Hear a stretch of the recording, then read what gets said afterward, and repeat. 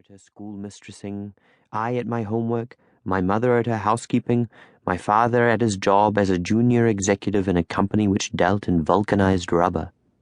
Our time wasn't given the slightest opportunity to grow moldy. That is why I loved to listen to Tridib. He never seemed to use his time, but his time didn't stink. Sometimes Tridib would drop in to see us without warning. My grandmother, for all her disapproval of him, would be delighted whenever he came, partly because she was fond of him in her own way, but mainly because Tridib and his family were our only rich relatives, and it flattered her to think that he had gone out of his way to come and see her. But of course, she knew, though she wouldn't admit it, that he had really come to nurse his stomach.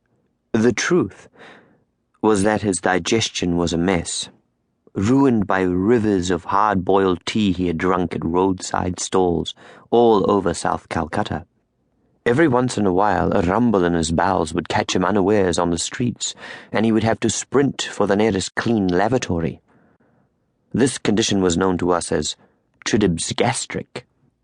Once every few months or so, we would answer the doorbell and find him leaning against the wall, his legs tightly crossed, the sweat starting from his forehead. But he wouldn't come in right away. There was a careful etiquette attached to these occasions. My parents and grandmother would collect at the doorway, and ignoring his writhings would proceed to ask him about his family's doings and whereabouts, and he, in turn, smiling fixedly, would ask them how they were and how I was, and finally, when it had been established to everyone's satisfaction that he had come on a family visit, he would shoot through the door straight into the lavatory. When he emerged again, he would be his usual nonchalant, collected self.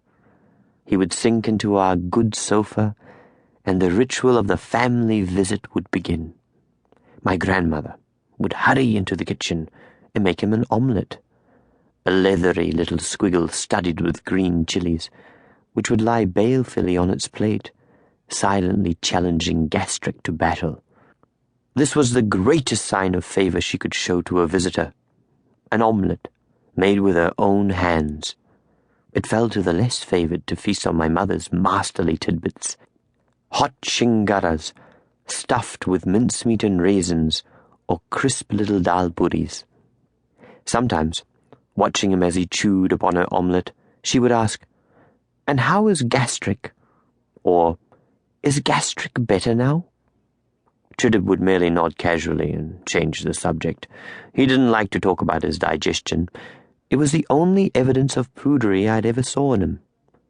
But since I'd always heard my grandmother using that word as a proper noun, I grew up believing that gastric was the name of an organ particular to Tridib, a kind of aching tooth that grew out of his belly button.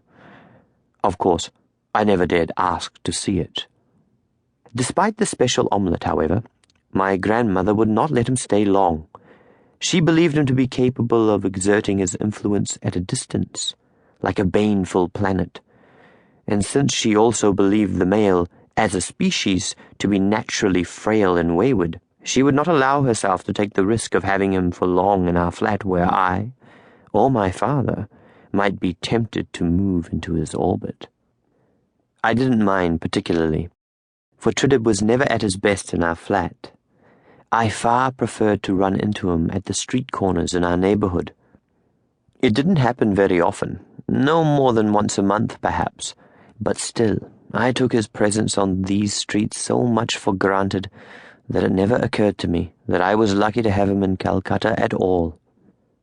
Tridib's father was a diplomat, an officer in the foreign service.